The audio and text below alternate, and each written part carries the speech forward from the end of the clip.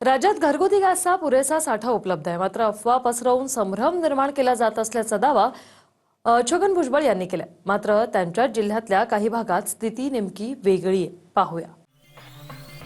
एकीकडे सरकार आणि पुरवठा मंत्री राज्यात कुठेही गॅसचा तुटवडा नसल्याचा दावा करतायत आणि दुसरीकडे मात्र पुरवठा मंत्री भुजबळांच्याच जिल्ह्यात अनेक ठिकाणी गॅससाठी रांगा लागतायत। मात्र गॅस साठा मुबलक असून लोकांनी अफवांवर विश्वास ठेवू नये असं मंत्री भुजबळ म्हणतायत। एका बाजूला भुजबळांच्याच जिल्ह्यात घरगुती गॅससाठी रांगा आहेत, तर दुसरीकडे गॅस इंधनाबद्दल महाराष्ट्रात अफवा पसरवल्या जात असल्याचं भुजबळ म्हणतायत। घरगुती गॅसची रोजची मागणी 9,000 मेट्रिक टन असताना आपण ती 11,000 मेट्रिक टन केल्याचा दावा भुजबळांनी केलाय। मात्र तरी रांगा कशामुळे आहेत याचं उत्तर भुजबळांनी दिलेलं नाही। विशेष म्हणजे हे निवेदन मंत्री भुजबळांनी काल जाहीर केलं। मात्र 4 दिवसांपूर्वी हेच भुजबळ युद्धामुळे उद्भवलेल्या गॅस इंधन तुटवड्यावर चिंता वर्तवत होते। हॉटेलनंतर इतरही गोष्टी बंद होऊन बेकारी वाढेल असं 4 दिवसांपूर्वी म्हणणारे भुजबळ काल मात्र लोकांनी अफवांना बळी पडू नका असं म्हणाले। युद्धाचा फटका अजून कशावर होणार हे सांगता येत नाही, हे 4 दिवसांपूर्वी म्हणणाऱ्या भुजबळांनी काल सिलेंडरचा साठा वाढल्याचा दावा केला। उद्या काय होईल हे मी काय कदाचित कोणीच सांगू शकणार नाही जगामध्ये, कारण किती दिवस ही लढाई चालते आणि त्याचा परिणाम हळूहळू कशावर होतो आहे काहीच सांगता येणार नाही। आता उद्या आणखी हॉटेल्स बंद झाली की इतर गोष्टीवर सुद्धा परिणाम होणार, बेकारी वाढणार।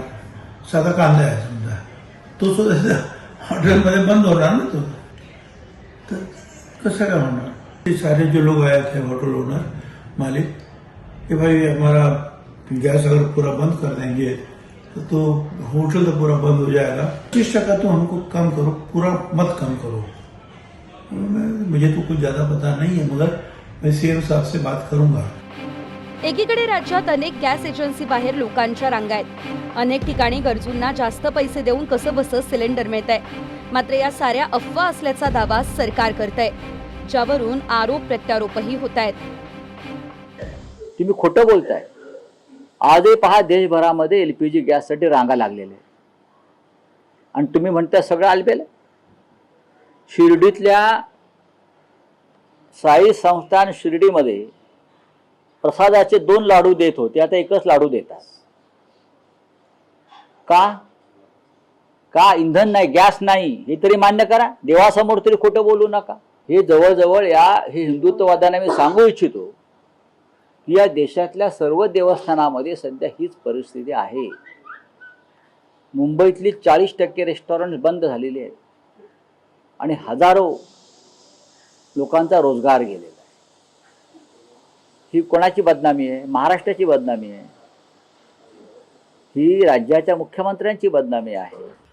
जनाब संजय राऊत यांनी देवस्थानांची, साई संस्थांची चिंता करू नये।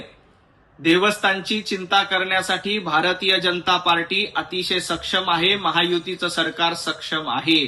तुम्ही फक्त औरंगजेबाच्या आणि अफजल खानाच्या कबरीची चिंता करतायत। शिर्डीच्या साई संस्थांमध्ये 1 लाडू मिळणार का 2 लाडू मिळणार याबद्दल संजय राऊत यांना बोलण्याचा अधिकार नाही, कारण संजय राऊत यांनी हिंदुत्व सोडून दिलंय। देव, देश आणि धर्म सोडून तुम्ही पाकिस्तानची गुलामी करण्यामध्ये स्वतःला धन्यता मानता। अफजल खान आणि औरंगजेब यांचा उदो करण्यामध्ये धन्यता मानता।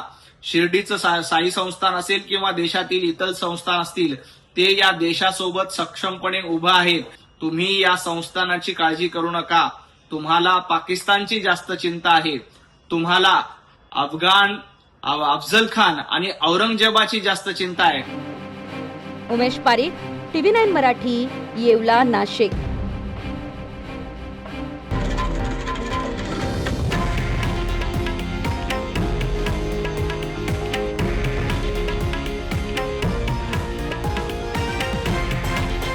हे आहे देशातील नंबर 1 न्यूज नेटवर्क आणि आपण पाहत आहात TV9 मराठी, एकमेव।